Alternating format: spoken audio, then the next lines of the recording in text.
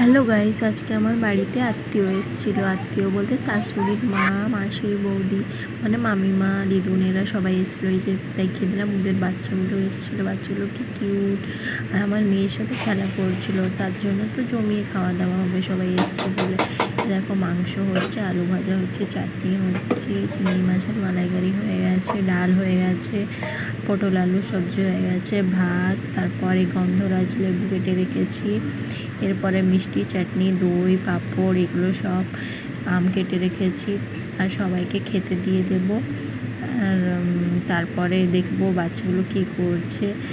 এই যে এখন সবাই খাচ্ছে, আর আমার ছেলে মেয়ে ওরা সবাই দেখো খেলা করছে, মস্তি করছে।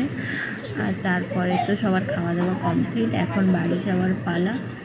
তো ওরা সবাই বাড়ি যাচ্ছে, মনটা খারাপ হয়ে গেল। সবাইকে টাটা বাই বাই করে দিলাম।